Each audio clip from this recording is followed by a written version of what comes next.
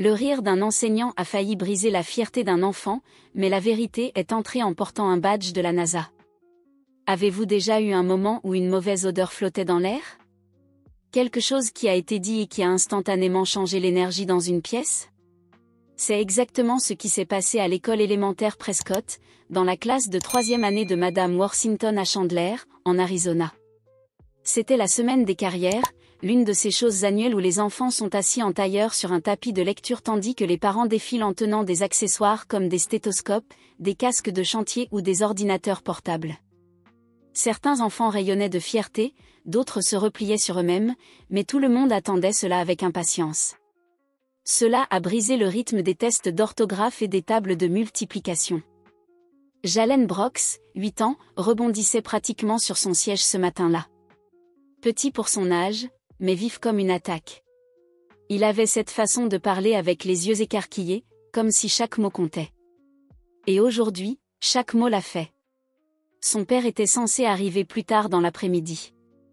Alors, lorsque M. Danton a demandé à la classe de faire le tour et de partager ce que leurs parents faisaient comme travail, Jalen s'est redressé comme s'il répétait depuis des jours. « Mon père, dit-il, la poitrine bombée, travaille à la NASA. » Il y eut une pause. Pas le genre de situation où les gens sont confus. Le genre où ils ne vous croient pas. Un enfant laissa échapper un grognement. Un autre murmura, « Ouais, c'est vrai. » Mais c'est la réaction du professeur qui a été la plus dure. Monsieur Charles Danton, la quarantaine, cheveux clairsemés, pantalon kaki et polo rentré, gloussa. Ce n'était pas un fou rire. C'était ce genre de comportement bas et dédaigneux, le genre qui vous fait vous sentir plus petit que vous ne l'êtes déjà.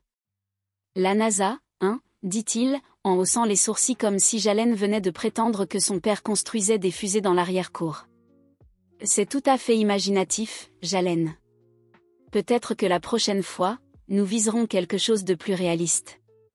Quelques enfants ont ri. Une fille l'a même répété à voix basse, plus réaliste, comme si c'était une blague à laquelle ils participaient tous. Maintenant, Jalen ne dit plus un mot. Il fixait simplement le tapis, ses baskets claquant les unes contre les autres. Ses mains, qui s'étaient animées quelques instants auparavant, se recroquevillaient maintenant en petits points sur ses genoux. Monsieur Danton est passé à autre chose. Il ne s'arrêta pas pour remarquer la façon dont les épaules de Jalen s'affaissaient ou à quel point il devenait soudainement silencieux, mais une personne le fit. Mila et Gwen, qui étaient assises à côté de Jalen, se penchèrent et murmurèrent « Je te crois ». Il ne répondit pas, hocha simplement légèrement la tête, les yeux toujours fixés sur le sol. Le reste de la matinée s'est déroulé dans un flou. Le père de Jacob était pompier. La mère de Chloé tenait une boulangerie.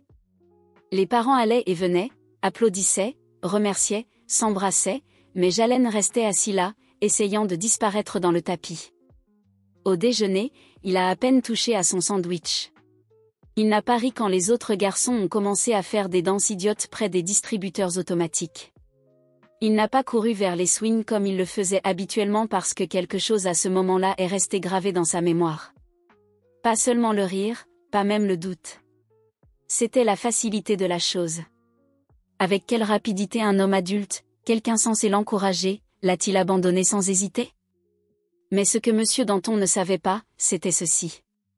Jalen ne mentait pas. Il n'exagérait pas.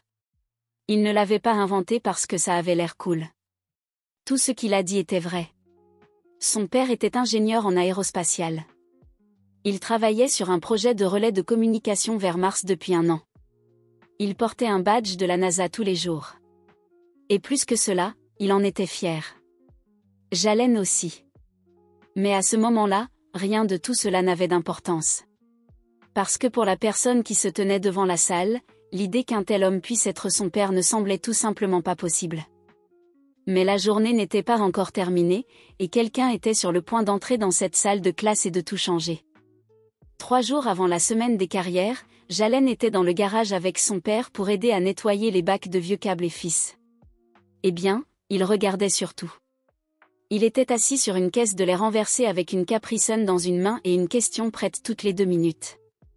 Attends, donc le rover doit attendre combien de temps pour envoyer un message à la Terre ? Le docteur Kelvin Brox n'a même pas levé les yeux de l'enchevêtrement de câbles dans ses mains. Selon l'endroit où se trouve Mars en orbite, cela prend entre 5 et 20 minutes. Les yeux de Jalen s'écarquillèrent.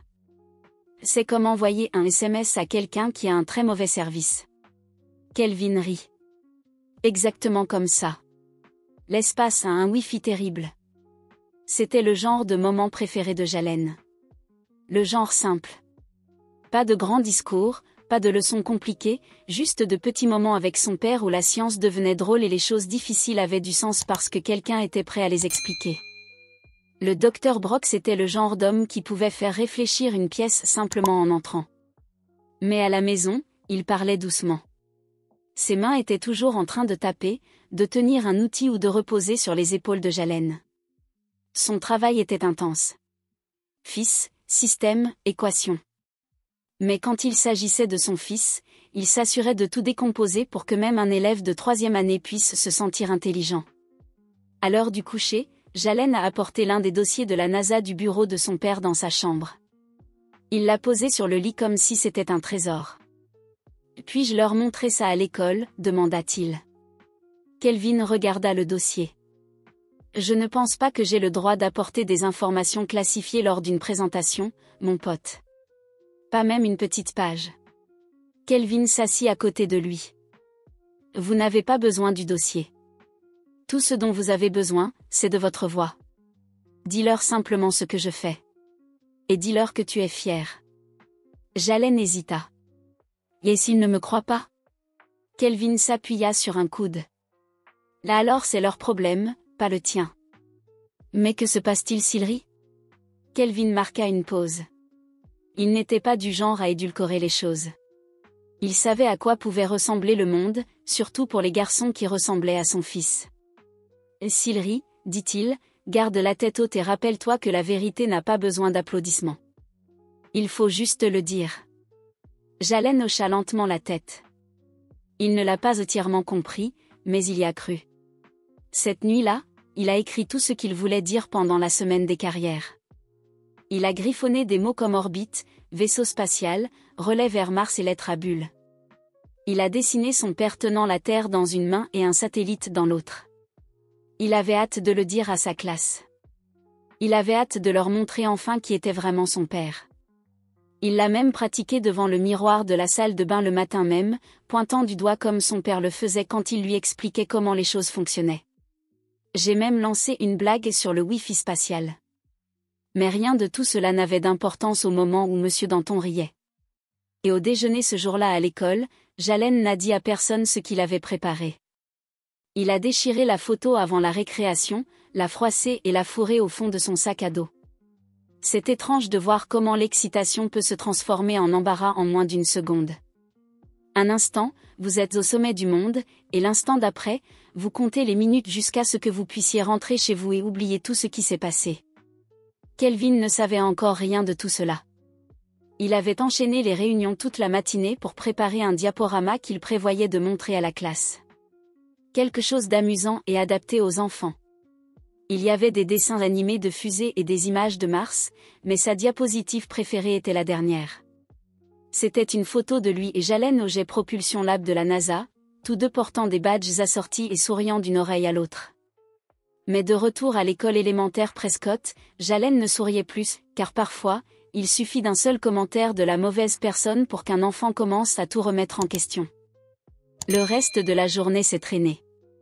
Après le déjeuner, M. Danton a essayé de revenir à son rythme habituel, comme si rien de gênant ne s'était produit auparavant. Il a passé en revue les mots d'orthographe, révisé les problèmes de mathématiques, mais de temps en temps, il jetait un coup d'œil à Jalen. Et Jalen n'a jamais regardé en arrière. Jalen ne faisait pas la moue. Il ne pleurait pas. Il s'est simplement tu d'une manière qui n'appartient pas à quelqu'un de son âge. Comme si quelque chose en lui s'était éteint pour la journée. Mila l'a remarqué. Quelques autres enfants l'ont fait aussi, mais personne n'a rien dit. Peut-être qu'ils ne savaient pas comment faire. Des présentations de carrière étaient prévues pour la dernière heure de la journée. Alors qu'il était 13h30, M. Danton a commencé à aligner les bureaux en rangée, déplaçant le chevalet du tableau blanc vers l'avant. Les parents attendaient à l'extérieur de la classe et étaient appelés un par un. Jalen regardait l'horloge plus qu'il ne regardait les présentations. La mère de Chloé est arrivée en premier, elle a apporté des cupcakes et distribué de petites cartes de visite en forme de biscuits de sa boulangerie. Puis l'oncle de Thomas, un mécanicien, est arrivé avec un manomètre de pression des pneus et l'a fait circuler dans la pièce comme si c'était un trésor. Les enfants applaudaient, riaient, posaient des questions, et tout ce que Jalen pouvait faire était de rester assis sur son siège, les paumes moites, les genoux rebondissant, espérant, suppliant, priant pour que son père ne soit pas coincé dans les embouteillages ou n'oublie pas ou n'annule pas. Parce que si Monsieur Danton le voyait entrer avec un vrai badge de la NASA, peut-être qu'il comprendrait enfin. Mais sous tout cet espoir se cachait le doute, ce vilain doute qui ne pose pas de questions. Il murmure simplement des choses qui font mal. Et s'il ne se présente pas? Et si Monsieur Danton avait raison? Et si mon père n'était pas celui que je pense? Jalen secoua la tête comme s'il pouvait chasser ses pensées. Pendant ce temps, Monsieur Danton se tenait près de la porte, un presse-papier à la main, sortant de temps en temps pour faire signe aux parents suivants d'entrer. Il était de nouveau dans son élément, souriant, dirigeant, faisant de petites blagues. Sans risque. Mais quelque chose chez lui avait changé.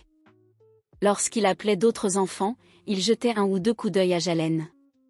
Sa mâchoire fonctionnait comme s'il avait quelque chose à dire, mais les mots restaient coincés quelque part derrière ses dents. Peut-être savait-il qu'il était allé trop loin. Peut-être que cela lui a frappé quand il a vu à quel point Jalen était devenu plat après ce commentaire. Mais il ne s'est pas excusé. Pas alors. Au lieu de cela, il a simplement continué à faire tourner le spectacle. Il restait 15 minutes. 4 parents à accompagner. Jalen vérifiait la porte toutes les quelques secondes maintenant, attendant de voir la silhouette de son père. La cravate, la veste de costume, la marche lente et régulière. Il l'imaginait comme un film dans sa tête. Seulement maintenant, il n'était plus si sûr de la façon dont cela finirait. « Très bien, dit Monsieur Danton en jetant un coup d'œil à sa liste. Ensuite, nous avons... » Il s'est arrêté au milieu de sa phrase parce que la porte s'était déjà ouverte. Et il était là. Le docteur Kelvin Brox est entré dans la pièce vêtu d'un blazer bleu marine, d'une chemise blanche, d'un pantalon et de ce badge familier de la NASA accroché juste en dessous de sa poche de poitrine. Ses cheveux étaient coupés ras, parsemés sur les tempes. Ses yeux parcoururent la pièce une fois, puis se posèrent sur son fils. Jalen s'est assis si vite que sa chaise a fait du bruit contre le carrelage. Sa bouche s'ouvrit, mais aucun son ne sortit. Kelvin fit un léger signe de tête. Pas encore de grand sourire, juste une présence calme et constante. « Bonjour, dit-il, assez fort pour que tout le monde l'entende. Je suis le docteur Brox. Je conçois des engins spatiaux. » Et comme ça, la pièce s'est figée. Pas avec le rire, pas avec la confusion, mais avec la réalisation. Mais une personne dans cette pièce n'était pas prête à comprendre ce qui venait de se passer. Et il se tenait devant, tenant un presse-papier dont il ne voulait plus soudainement. Lorsque Kelvin est entré, la salle n'a pas explosé en applaudissements ni en halètements. Personne n'a dit un mot. Ce silence. Cependant, il était bruyant. Il n'avait pas besoin d'apporter d'accessoires ou de visuels tape à accent grave l'œil, juste sa voix, sa présence, son badge. Le fait qu'il existait dans un espace où la plupart de ses enfants, certainement, Monsieur Danton ne s'attendait pas à ce qu'il soit. Monsieur Danton cligna des yeux, les lèvres légèrement entr'ouvertes, comme s'il était sur le point de parler, mais ne parvenait pas à déterminer comment. Jalen regardait toujours, les yeux écarquillés, comme s'il ne pouvait pas croire ce qu'il voyait. Et à vrai dire, une partie de lui avait commencé à croire que son père ne viendrait pas. Non pas parce qu'il pensait que son père s'en fichait, mais parce que, quand quelqu'un d'important doute de vous, cela vous perturbe. Surtout quand on est enfant. Mais Kelvin était arrivé, et pas seulement à l'heure. Il était arrivé tôt et attendait juste devant la porte. Il avait entendu chaque mot provenant du couloir. Il marcha lentement vers l'avant de la classe, comme s'il n'était pas pressé de prouver quoi que ce soit. Il regarda Monsieur Danton et lui fit un signe de tête poli, calme et mesuré. Puis il se tourna vers la classe. Alors il dit, « Vous apprenez des choses sur les métiers aujourd'hui ?» Un enfant leva la main et demanda, « Est-ce que tu pilotes des fusées ?» Kelvin ricana, pas vraiment. J'aide à construire les systèmes qui permettent aux fusées de nous parler après leur départ de la Terre. Imaginez ça comme ça, les vaisseaux spatiaux ont besoin de téléphones, et c'est nous qui les construisons. Une autre main se leva. Vous aimez les iPhones spatiaux? Kelvin sourit. Bien sûr, mais avec une très mauvaise réception. Cela fit rire. Même Jelen souriait. Kelvin cliqua sur un bouton sur l'écran et montra une photo du projet Mars Relay, une série de satellites en orbite profonde. Une autre photo le montrait devant un grand panneau de contrôle. Ce que vous regardez, expliqua-t-il, fait partie de la façon dont nous restons connectés aux robots sur une autre planète. Nous veillons à ce qu'ils puissent appeler chez eux. Un par un, les enfants se penchèrent. Tous sauf Monsieur Danton, qui se tenait sur le côté, silencieux pour une fois. Ses yeux passaient de l'écran à Kelvin, puis à Jalen, qui était maintenant assis plus droit que toute la journée. Kelvin n'en fit pas une affaire personnelle. Il n'évoqua pas ce qui s'était passé plus tôt. Il n'en avait pas besoin. Sa seule présence en disait déjà plus qu'assez. Mais juste avant de conclure, il s'arrêta et regarda directement la classe. Au fait, dit-il d'une voix calme, j'ai entendu quelqu'un dire plutôt que travailler à la NASA pourrait être irréaliste. Il laissa le mot en suspens juste assez longtemps. Il se tourna vers Jalen. Eh bien, poursuivit-il, je suppose que certaines personnes ont une définition différente du réalisme. Et puis, finalement, il sourit. Jalen rayonnait. Pour la première fois de la journée, ses poings se desserrèrent. Il regarda autour de lui et remarqua le changement. Les sourires narquois de tout à l'heure avaient disparu. Il y avait maintenant de grands yeux, des hochements de tête, peut-être même quelques étincelles d'admiration. Même Milo murmura, « Je te l'avais bien dit. » Monsieur Danton s'éclaircit la gorge. « Merci, docteur Brox. » C'était instructif. Kelvin fit un bref signe de tête, puis jeta un coup d'œil à l'horloge. « Je dois rentrer. Mars n'aime pas attendre. » Quelques enfants rirent à nouveau. Alors qu'il passait devant Monsieur Danton en direction de la porte, il s'arrêta une demi-seconde. « J'espère que vos étudiants se sentiront toujours écoutés, » dit-il doucement. « Surtout ceux qui rêvent grand. » Et avec ça, il était parti. Mais l'attention qu'il laissa derrière lui resta. Et maintenant, c'était à Monsieur Danton de déterminer quoi en faire. Monsieur Danton resta figé pendant un moment après le départ du docteur Brox. Une main sur son presse-papier, l'autre pendant à ses côtés, comme s'il ne savait plus où la mettre. Il se retourna vers la classe, mais le contrôle habituel qu'il avait sur la salle avait disparu. Les enfants ne le regardaient pas. Ils regardaient Jalen. Et Jalen, lui, rayonnait. Pas de manière bruyante ou suffisante, juste assis tranquillement, les épaules détendues, le menton relevé, comme quelqu'un qui avait enfin été vu comme il le méritait. « Très bien, » dit Monsieur Danton, la voix un peu plus faible qu'avant. « Remercions le docteur Brox d'être venu. » Quelques enfants applaudissèrent. Mila le laissa faire. Certains suivirent. Monsieur Danton tenta de continuer comme d'habitude, mais l'équilibre avait changé. Il commença à présenter le parent suivant, mais il y avait une hésitation dans son ton, comme s'il savait que tout ce qui serait dit maintenant tomberait à plat. Personne ne prêtait plus attention aux jauges de pneus ou aux cupcakes des boulangeries.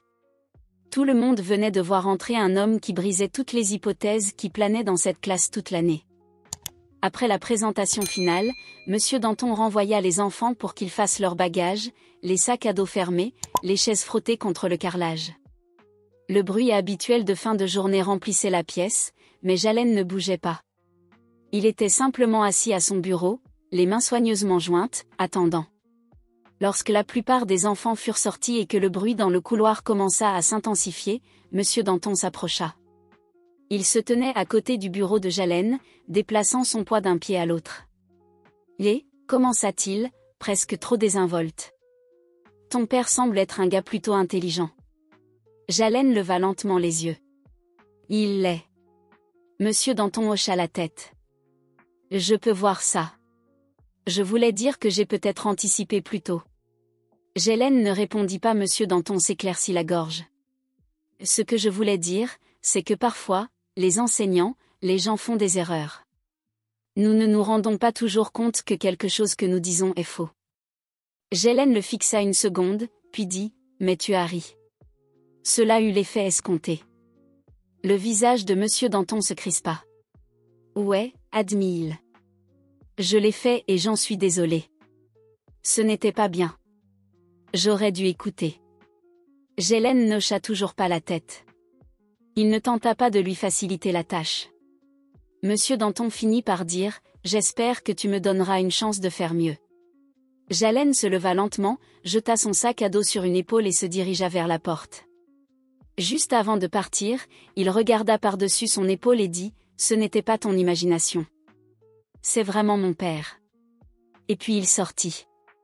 Monsieur Danton se tenait là, une main toujours posée sur le bureau vide, l'autre maintenant enfoncée dans sa poche. Le bruit du couloir s'estompa, la salle de classe se vida. Mais le poids de ce qui s'était passé persistait, non seulement dans l'espace, mais aussi sur le visage de Monsieur Danton, dans l'air, dans le sentiment que quelque chose s'était fissuré. Il ne s'agissait pas d'avoir tort. Il s'agissait de ce que ce moment aurait pu faire à la confiance d'un enfant en lui-même, en sa famille, en sa propre voix.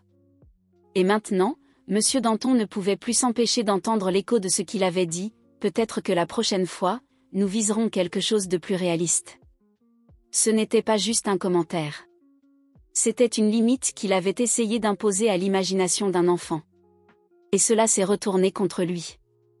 Mais toutes les excuses ne sont pas prononcées à voix haute. Et toutes les leçons ne sont pas accompagnées d'un public.